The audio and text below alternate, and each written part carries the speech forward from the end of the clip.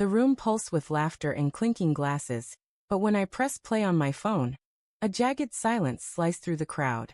My wife, Elise, froze mid-sentence, her champagne flute trembling in her hand as her audio, crackled through the Bluetooth speaker.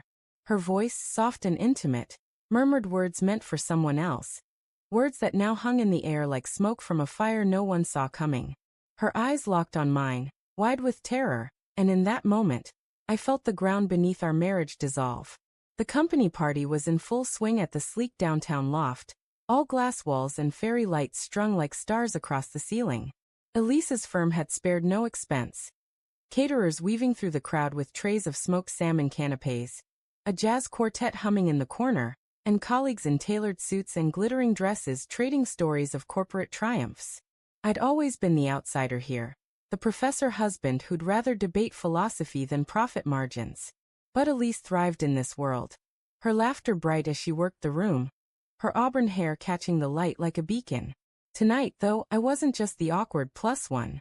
I was a man with a secret burning a hole in my pocket. It started 3 weeks ago, a nagging itch I couldn't scratch. Elise had been distant, her phone always angled just out of view, her evenings filled with client dinners that stretched past midnight. I'd dismissed it at first. Her promotion to partner demanded long hours, didn't it? But then came the text I wasn't meant to see. I'd borrowed her phone to order takeout, hers being closer than mine, and there it was, a message from Alex that read, "Miss you already. Same time tomorrow." My heart thudded, a dull hammer against my ribs. Alex. Her colleague. The charming, square-jawed lawyer who always lingered too long at her side during these events. I didn't confront her. Not then. I needed proof, something undeniable to silence the part of me that still wanted to believe in her. The voicemail came by accident. I'd been syncing her phone to back up photos from our last vacation. Those sunlit days in Santorini when she'd still looked at me like I was her world. A notification popped up. A voice message she hadn't deleted, buried in a folder labeled work. Curiosity, or maybe dread, made me press play. Her voice, low and teasing, said, "Alex, you left your tie here again. You're getting careless. Call me when you're free. I can't stop thinking about last night." My stomach lurched, the room tilting as her words seared into me. I saved the file, transferred it to my phone, and carried it like a grenade, waiting for the moment to pull the pin. Tonight was that moment. The party was the perfect stage. Her world, her people, her carefully curated life. I'd spent the evening watching her, my smile tight as she laughed with Alex across the room. Their heads bent too close, his hand grazing her elbow. Each glance between them was a shard of glass in my chest. But I waited, sipping my bourbon, letting the alcohol dull the ache. I told myself I could still walk away, pretend I'd never heard the voicemail. But denial was a flimsy shield against the truth. "James, you're quiet tonight," said Rachel, Elise's assistant, her voice pulling me back. She stood beside me, her eyes kind but curious, her cocktail dress shimmering under the lights. "Everything okay?" I forced a smile, my fingers tightening around my phone. "Just taking it all in," I said, my voice steady despite the storm inside. "Elise seems in her element." Rachel glanced at Elise, then back at me, her brow furrowing slightly. "She's been intense lately. Work's been a lot, hasn't it?" "Yeah," I said, my throat dry. "A lot." The quartet shifted to a slower tune, and Elise moved toward the center of the room, raising her glass to toast the firm's latest merger. Her voice was confident, magnetic, drawing every eye.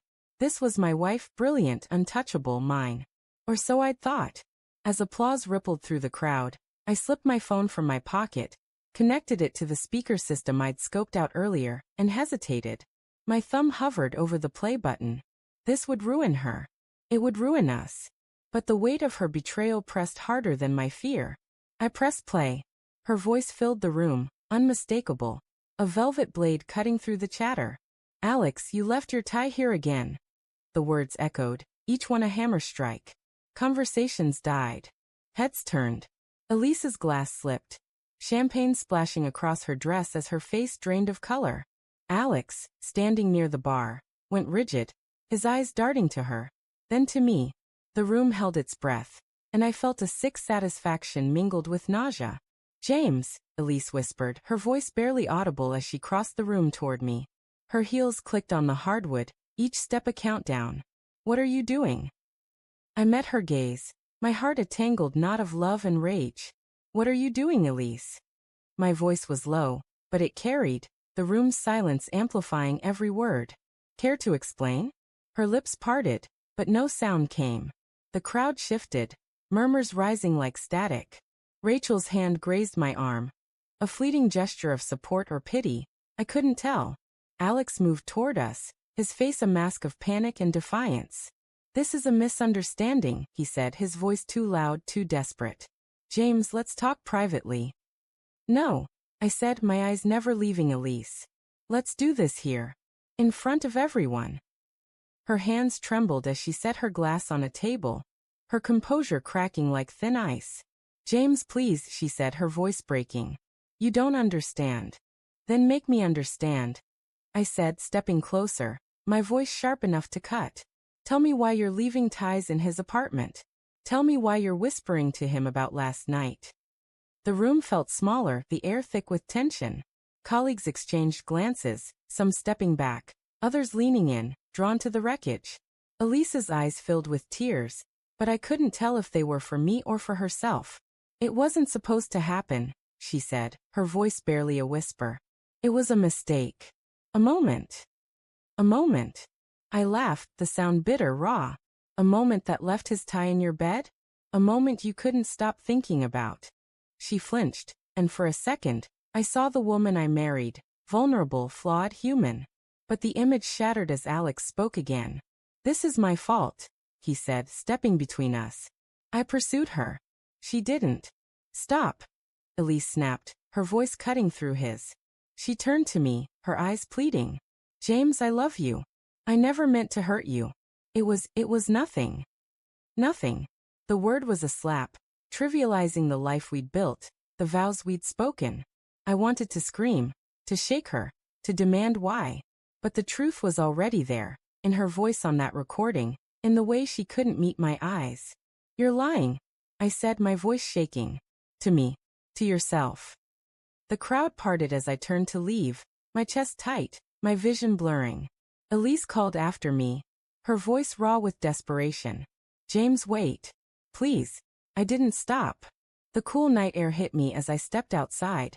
The city's hum drowning out the party's noise. My phone buzzed in my pocket, her name on the screen, but I ignored it. I walked, the pavement hard under my feet, each step carrying me further from the life I thought I knew. Hours later, I sat on a park bench, the voicemail playing on a loop in my mind.